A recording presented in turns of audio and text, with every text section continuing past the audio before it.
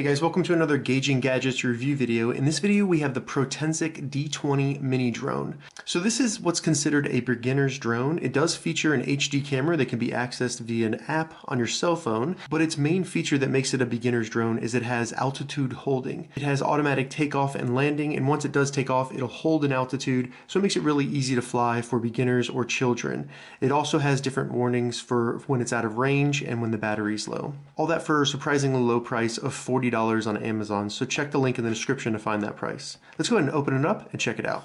One thing I want to do is just thank Potensic for sending me this drone so I could test it out. Really appreciate that. Alright, so as you can see right here, the drone is on top. It already has the blades installed, so no installation there. And it actually is fairly small. So this section right here is probably 2 inches across the body, and then across it is probably around 6 inches. Inside this little side box, we have a little mount where you put your phone on the controller. In this bag, we have the battery and charging device. We also have some blade guards, as well as extra blades and tools. Then we can take out the rest of this, get the drone removed. So we have the remote controller right here. As you can see, this is also going to be pretty simple for beginners. You have 4 buttons at the top. The ones on the left side control the camera for recording or taking a picture. And then on the right side you have headless mode and also the takeoff and landing mode. And then right here you have the 2 sticks. The left stick is going to control yaw as well as up and down. Yaw is where the drone will rotate left or right. And then on the right stick we control the angle of the drone so that you can move it forward, backwards, left to right, anything like that. And the power switch in the center. It's very cool. The drone includes this little paper on the remote so that you can see exactly how to use it. Also in the box we have some safety information and a pretty large owner's manual, which will come in handy. Alright, so here we go. We have the drone right here. As you can see, it is tiny in my hands, which I think is good for beginners. You can fly it indoors a little bit if you wanted to. In the front we have that very small camera, which can apparently take HD video. And then in the back here we have the bay for the battery as well as where you plug it in. So as you can see, there are 4 propellers, and the propeller guards will simply snap on right here. So I'll show you how to put those on real quick. And on the bottom we also have some LED lights that'll be right here and the arms coming off from the body.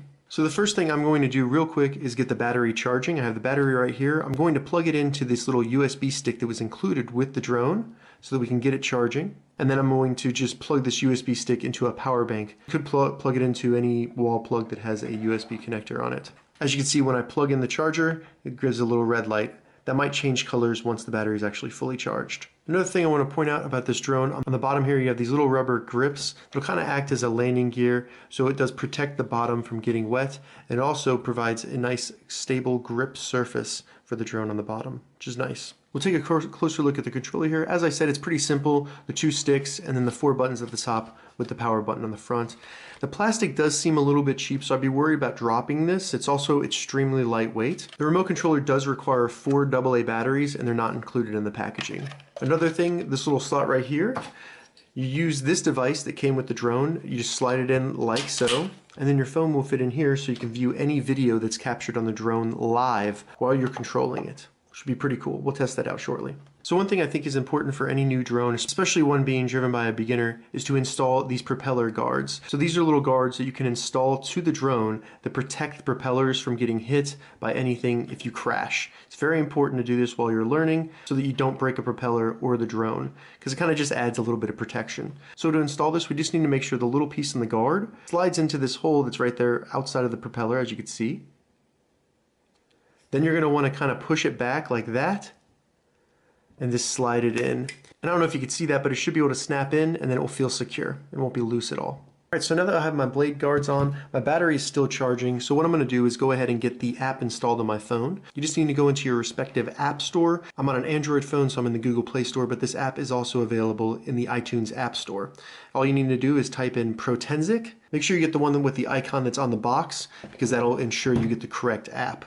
Just going to install it. It does require 3 permissions. These are not anything to be worried about. And the app is not too large at only 11 megabytes. Once you have the app installed, go ahead and select open. So to install the battery, all we need to do is slide the battery into the battery bay like so, and then connect the battery terminal to the connector that's on the back of the drone right there. You'll see the lights in the front turn on. It's pretty cool. It's like 2 eyes. And as you can see, the lights in the bottom are blinking, and that signifies that it's trying to get a connection. Once you have the app installed and the drone powered on, you want to make sure you connect to the Wi-Fi network being generated by the drone. It's going to look something like that. and it'll be an open Wi-Fi network, no password required. Once you're connected to the drone's Wi-Fi, all you have to do is go to the hold throttle mode. And as you can see, the app is now displaying a live feed from the camera on the drone. So pretty cool. Now that we have the app connected to the drone, we can go ahead and put it in the mount on the controller. Then we can turn on the controller. As you can see, the lights are still blinking on the drone, signifying that it's not connected to a controller. So I'll go ahead and turn that on. Then to get the controller connected to the drone, simply press the throttle down. All right, so the lights have stopped blinking, we're connected. All right, so I have the drone on the ground in my office. I'm just going to have it take off by pressing the button all the way to the right on the controller, and this will make it automatically take off. This drone does include 3 different agility modes. The first being kind of very easy to fly. It's not going to be very quick. As you can see, the yaw is very slow. But I can press down on the right stick, and that's going to increase that agility a little bit, all the way up to the 3rd mode, which is going to be very, very agile, as you can see. But the first mode, which is not very agile, is great for beginners. This is where you'd want to start if this is your first drone or if you're a child. One thing I think is cool on the controller is if you do have an emergency or some reason you need to stop the drone, all you need to do is just press on the land and takeoff mode and it'll land all by itself. Pretty cool.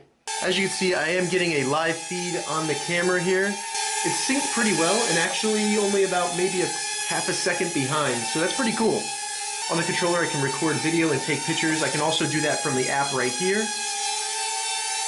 So now it's recording a video, and I can also take pictures. So one interesting thing here about the app is it does give you warnings if the battery is getting low. As you can see, it shows the current status of the battery. There's 14% left. It's vibrating the phone as a warning, and also the controller was beeping as well. So it's good to have that sort of information on many devices. You don't want to lose or hurt your drone because the battery died, so you'll have plenty of warning. There also is a VR mode on the drone where you can put on VR glasses. As you can see, it kind of has a left and right lens. If you were to put this in a VR headset, and so you can fly it around and have a first-person perspective from the drone, which is pretty cool as well.